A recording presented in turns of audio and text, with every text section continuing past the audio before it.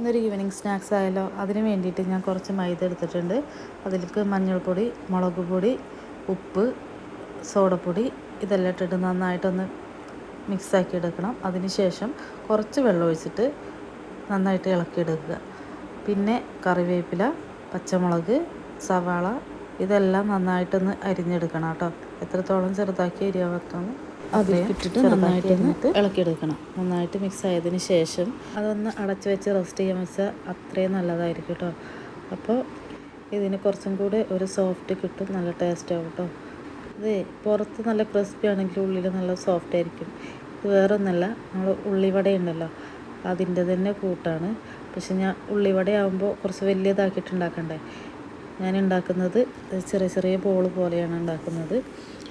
ഇത് മലപ്പുറത്താണെങ്കിൽ ബേക്കറി കടയിൽ, എല്ലാ ബേക്കറി കടയിലും അതിനവിടെ ഞങ്ങൾ കൊക്കവട എന്ന് പറയും.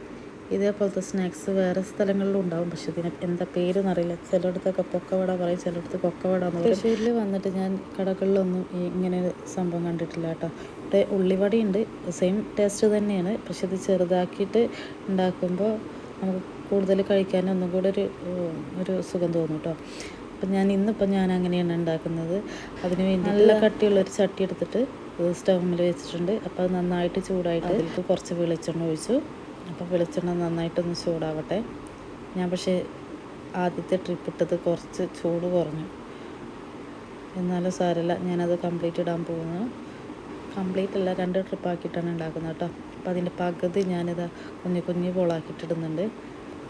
ഇനിയിത് നന്നായിട്ടൊന്ന് നല്ല ബ്രൗൺ കളറായിട്ട് വരട്ടെ കേട്ടോ. അതുവരെ അത് അവിടെ കിടക്കട്ടെ. എണ്ണയിലിട്ടതിന് ശേഷം ആ സ്പോട്ടിൽ തന്നെ ഇത് തിരിച്ചിടാൻ നിൽക്കരുത് കേട്ടോ. കുറച്ചും കൂടി കഴിഞ്ഞിട്ട് ഒന്ന് വെയിറ്റ് ചെയ്യണം.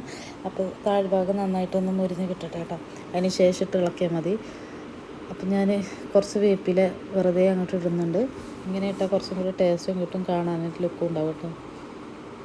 അതിന് വേണ്ടിയിട്ട് ഞാൻ കുറച്ച് വേപ്പില നന്നായിട്ടൊന്ന് ഇട്ടിട്ടുണ്ട്. ഇപ്പം നിങ്ങൾക്ക് കാണാൻ പറ്റുന്നില്ല, ഇതിൻ്റെ കളർ ഇങ്ങനെ മാറി മാറി വരുന്നത്. നന്നായിട്ടൊന്ന് മുരിഞ്ഞ് വന്നിട്ടുണ്ട്. അപ്പം ഞാൻ തിരിച്ച് ഇങ്ങനെ ഇളക്കി തിരിച്ച് മറിച്ചൊക്കെ ഇടാൻ നിന്നു. അപ്പോൾ എല്ലാ 2 സൈഡൊന്ന് വേവട്ടെ കേട്ടോ. ഇതിൻ്റെ എല്ലാ സൈഡൊന്ന് വെന്തിട്ട് നമുക്കിത് പ്ലേറ്റിലേക്ക് മാറ്റാം. അപ്പോൾ ഇത് കാണുന്ന ആൾക്കാർ നിങ്ങളവിടെയൊക്കെ ഉണ്ടെങ്കിൽ ഇതിനെന്താ പേര് പറയുന്നതെന്ന് പറയണേ. അപ്പോൾ സംഭവം അത്ര വലിയ സംഭവമൊന്നുമല്ല, പെട്ടെന്ന് ഉണ്ടാക്കി തീർക്കാൻ പറ്റുന്ന പലഹാരമാണ്. അപ്പം ഇനി ഒന്നും അറിയില്ല എന്ന് പറഞ്ഞ് ഇരിക്കുന്ന ആൾക്കാർക്ക് ഇങ്ങനെയൊക്കെ ഒന്ന് ട്രൈ ചെയ്ത് നോക്കാം. വളരെ സിമ്പിളല്ലേ, ടേസ്റ്റുണ്ട്. എനിക്ക് മഞ്ഞൾപ്പൊടി, മുളക് പൊടിയൊക്കെ ഇടുന്ന സമയത്ത് നിങ്ങൾക്ക് ഗരം മസാല ടേസ്റ്റ്, ചിക്കൻ മസാല ടേസ്റ്റൊക്കെ ഇഷ്ടമാണെങ്കിൽ അതും കൂടെ വേണമെങ്കിൽ ഒന്ന് ആഡ് ചെയ്ത് നോക്കാം കേട്ടോ. അപ്പോൾ വേറൊരു ടേസ്റ്റ് കിട്ടും. അതും വേണമെങ്കിൽ ഒന്ന് ട്രൈ ചെയ്ത് നോക്കാവുന്നതാണ്.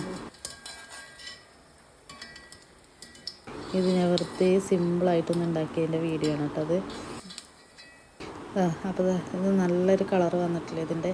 ഞാനിത് മാറ്റി പ്ലേറ്റിലേക്ക് ഇടാൻ പോകാം കേട്ടോ. എണ്ണയിൽ നിന്ന് കോരി എടുത്തിട്ടുണ്ട്, അത് ഞാൻ പ്ലേറ്റിലേക്ക് ഇടാൻ പോകുന്നു. ഇപ്പം നല്ലൊരു സൗണ്ട് കേൾക്കാട്ടോ ഇടുമ്പോൾ. പിന്നെ കറുമുറ ഇതാവും. പക്ഷെ അത് കുറച്ച് കഴിഞ്ഞ് വെക്കുമ്പോഴേക്കിനും അത് ചൂടാറും നല്ല സോഫ്റ്റ് പോലെ ആയിരിക്കും. അപ്പോൾ ചൂടോടെ തിന്നാനാണെങ്കിൽ നല്ല കറുമുറായിട്ട് തിന്നാം.